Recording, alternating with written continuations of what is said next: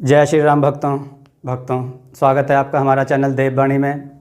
भक्तों, आपको हमारी कथाएं कैसी लगती हैं हमें कमेंट करके ज़रूर बताएं। भक्तों, हमारी कथाओं को लाइक अधिक से अधिक करें, इन्हें शेयर करें और हमारे चैनल को अधिक से अधिक सब्सक्राइब करें।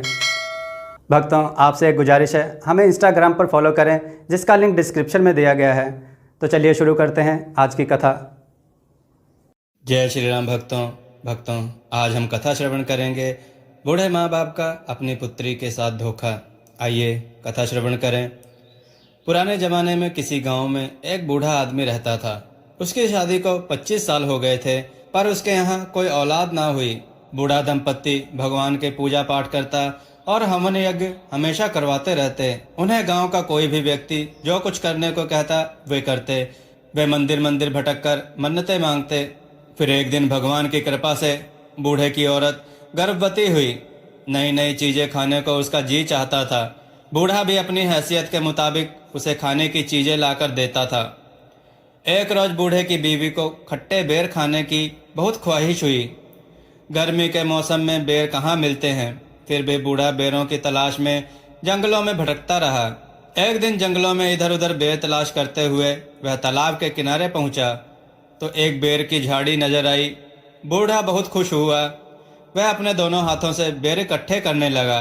अभी झोली भर बेर ही तोड़े थे कि एक आदमखोर मगरमच्छ ने अपना बड़ा सा मुंह पानी से ऊपर निकाला और जोर से सांस खींची।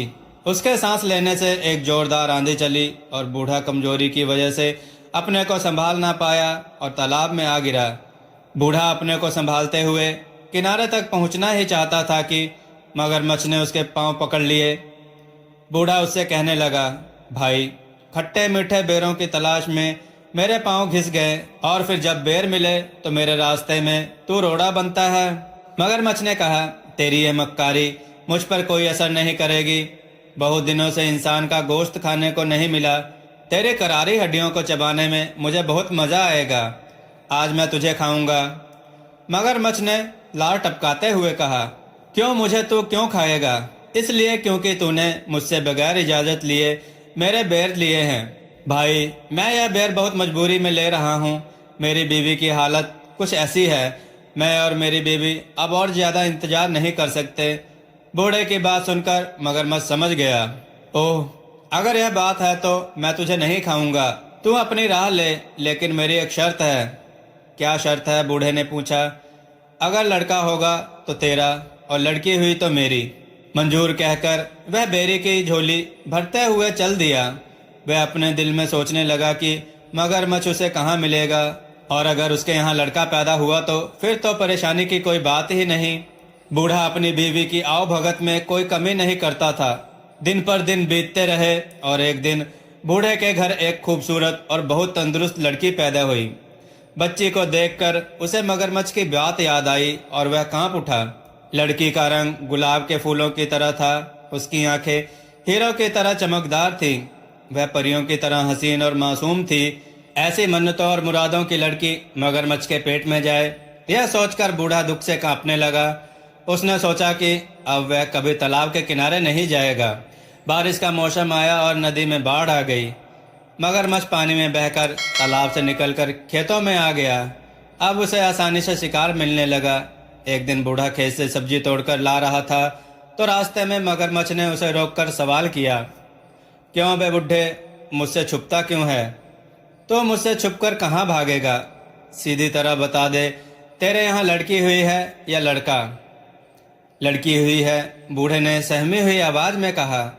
तो फिर वह मेरी है। मेरी अमानत को अब तक तूने अपने पास क्यों रखा है? क्या तू अपना वादा भूल गया जो तूने मेरे साथ किया था? इतनी छोटी बच्ची को तुझे कैसे दे दूं? बुढ़े ने कहा। 14 साल पहले तूने मुझसे वादा किया था। क्या वह अब भी बच्ची है? तू बाप की नज़र से देखता है, वह अगर बूढ़ी भी हो जाएगी तब भी वह बच्ची ही रहेगी। तू मुझे अब और बेवकूफ़ नहीं बना सकता। मैं तुझे चैन से रहने नहीं दूंगा।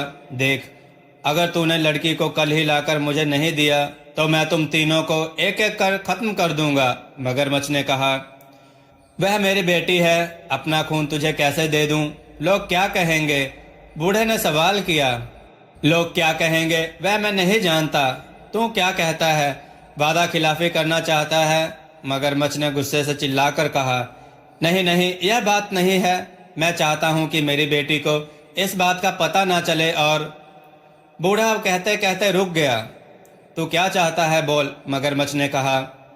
मेरी लड़की को कमल का फूल बहुत पसंद है। तू अपने पेट पर एक कमल का फूल रखकर तालाब के अंदर पानी के नीचे बैठे रहना। जब लड़की खुशी से इसे लेने जाएगी तो इसे तू ले जाना। मगरमच्छ को यह तरकीब पसंद आई। दूसरे दिन जब बुढ़े ने अपनी बीवी को बताया तो लड़की की माँ परेशान हो गई। वह अपने आप को कोस रही थी कि क्यों उसने बेर खाने की ख्वाहिश की। आज उसकी बेटी मौत के मुंह में जा रही थी। भगवान उसे क्यों मौत देता है। उसका दिल रो रहा था, लेकिन वह लड़की से कह रही थी, बेटी कितने दिन हुए नानी के घर तू नहीं गई। वह तुझे याद कर रही है। तू आज अपने बाप के साथ नानी के घर जाएगी। 2-3 दिन रहकर वापस आ जाना। ननिहाल जाने की बात सुनकर बेटी को खुशी हुई। उसके लिए मामा का घर स्वर्ग से कुछ कम नहीं था। वहाँ की हर चीज उसे पसंद थी। वहाँ का चांद खूबसूरत था। वहाँ के फूल खूबसूरत और फल रसीले थे। नानी के घर जाने की खबर सुनकर वह खुशी से नए कपड़े पहनकर तैयार हुई थी। बूढ़ा उसे लेकर जंगल और नाले पार करता हुआ उस तालाब के किनारे पहुंचा और बेटी को तालाब के किनारे बैठा कर बोला, बेटी तू यहाँ बैठी रह, मैं अभी आया। बूढ़ा चला गया लेकिन वापस नहीं आया। उधर बेटी को एक बेहद खूबसूरत कमल फूल नजर आया। वह सोचने लगी कि इतना खूबसूरत कमल तालाब के बिल्कुल किनारे खिला है, लेकिन उसे अभी तक किसी ने हाथ नहीं लगाया। हो सकता है किसी की नजर उस पर ना पड़ी हो। बूढ़े की बेटी धीरे से पानी के अंदर गई। कमल के फूल की तरफ हाथ बढ़ाते ही कमल थोड़ा आगे खिसक गया। लड़की डरकर अपने बाप को पुकारने लगी, पर उसका बाप वहां होता तो आता। वह फिर आगे बढ़ने लगी। कमल फिर से खिसक गया। लड़की चीख कर अपने बाप को पुकारने लगी। बाप वहां होता तो जवाब देता। उसे डर लग रहा था। वह सोच रही थी कि वापस चली जाए। उसी वक्त बड़ी बड़ी लाल आंखों वाला मगरमच्छ मुंह खोले पानी की सतह पर दिखाई दिया। बूढ़े की बेटी मगरमच्छ को सामने देखकर घबरा गई और चीखने लगी, लेकिन उसकी चीख जंगल में गूंज कर रह गई। पर उसका बाप वापस नहीं आया। मगरमच्छ उसको अपने बड़े बड़े पंजों में पकड़कर तालाब के दूसरे किनारे एक गुफा के अंदर ले गया और वहां लड़की को छोड़कर वापस आ गया। लड़की की मासूमियत और खूबसूरती को देखकर उसे खाने का इरादा इस वक्त उसने छोड़ दिया। राहगीर जो तालाब में नहाने या पानी पीने आते, उन्हें वह पेट भर कर खाता और उस आदमी के पास खाने का जो सामान होता उसे लाकर उस लड़के को देता। लड़की इस गुफा में पड़ी रहती, पर मगरमच्छ के डर से वह कुछ बोलती नहीं थी। इस तरह दिन गुजरते गए। चारों तरफ इस तालाब का मगरमच्छ आदमखोर के नाम से मशहूर हो गया। डर के मारे कोई राहगीर इस तालाब की तरफ नहीं आता था। मगरमच्छ भूख से बेकरार होने लगा। उसने तालाब की बड़ी बड़ी मछलियों को खाकर खत्म कर दिया। अब वह भूख के मारे मरने लगा। जंगल की गायें, बकरी, भेड़ भी वह भूख की शिद्दत में खा गया। अब उसके डर से वहां कोई जानवर भी पानी पीने नहीं आता था।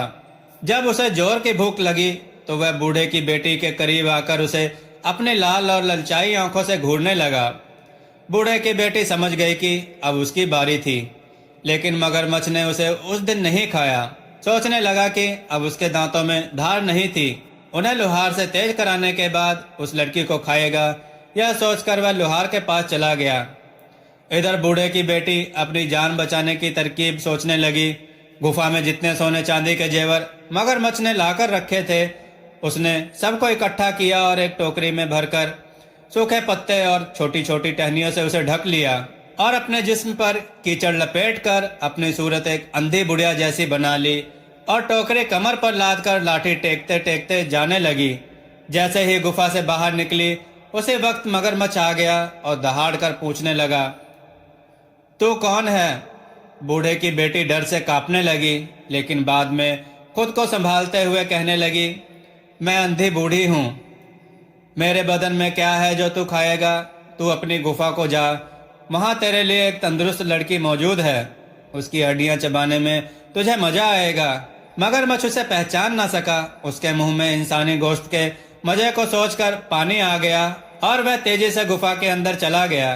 बूढ़े की बेटी उससे छुटकारा मिलते ही घबराकर दौड़ने लगी और घने जंगल में गुम हो गई। वह सोच रही थी कि जिस माँ बाप ने उसे धोखा देकर मगरमच्छ के हवाले कर दिया वह उनके पास नहीं जाएगी। वह यही सोचते हुए घने जंगल में चली जा रही थी कि उसे शेर की गरज सुनाई दी। उसका दिल जोर जोर से धड़कने लगा। वह खौफ के मारे इधर उधर छुपने की जगह ढूंढने लगी। इतनी देर में एक हाथी के बराबर ऊंचा और बड़ा शेर उसके सामने आ गया।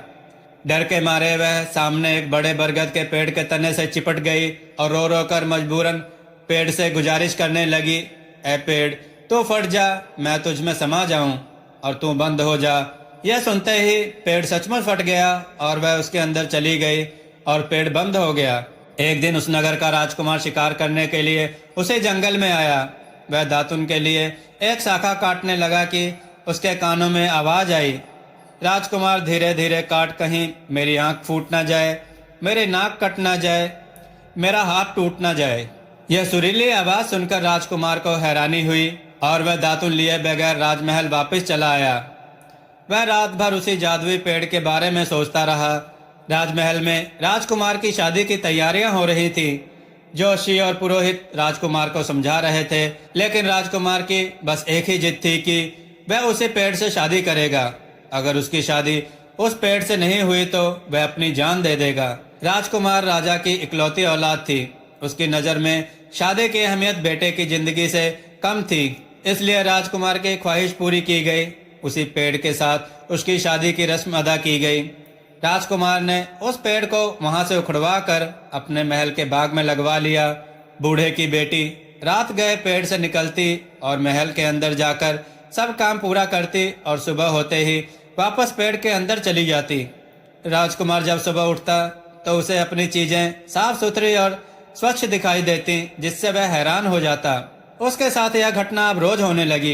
एक दिन उसने सोचा, मैं छुपकर देखूंगा यह सब कैसे होता है। फिर एक रोज राजकुमार ने छुपकर बूढ़े की बेटी के यह सब काम देखे। दूसरे दिन जब बूढ़े की बेटी पेड़ से निकलकर महल के अंदर गई तो राजकुमार ने उस पेड़ को आग लगाकर भस्म कर दिया।